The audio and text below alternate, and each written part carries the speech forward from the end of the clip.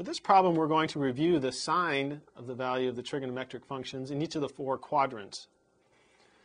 We've got a table. We've got our 6 trigonometric functions, and we've got our 4 quadrants. And we just want to fill in the table, each one of these with a plus or minus, indicating the sign of the trig function in that quadrant.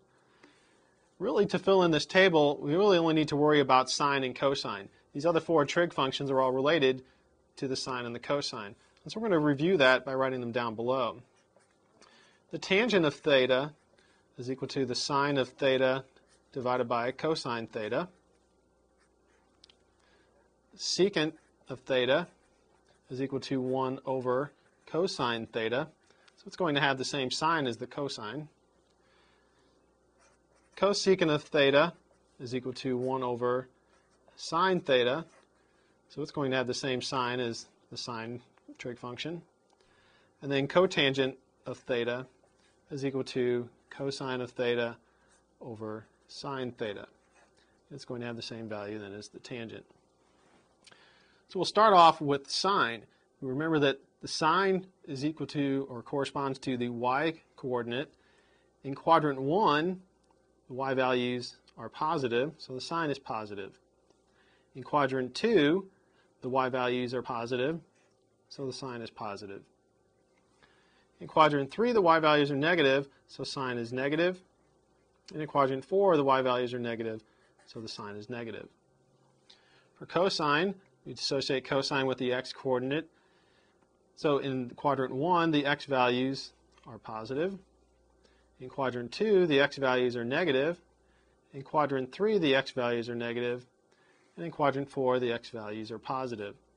And once we have the signs for sine and cosine, we can determine the signs for the rest of the trig functions. To get the tangent, we just need to look at the ratio of sine over cosine.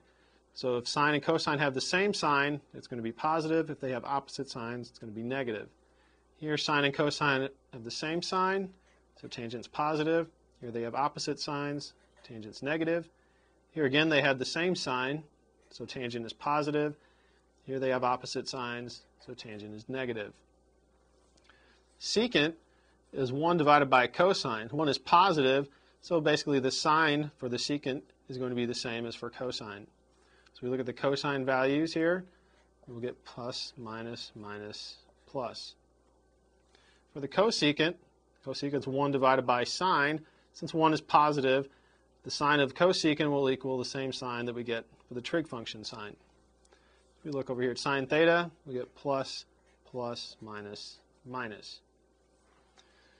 For cotangent, it's the ratio of cosine over sine, so it's similar for with the tangent. If cosine and sine have the same sign, positive or negative, then we will get a positive value. If they have opposite signs, we'll get a negative value.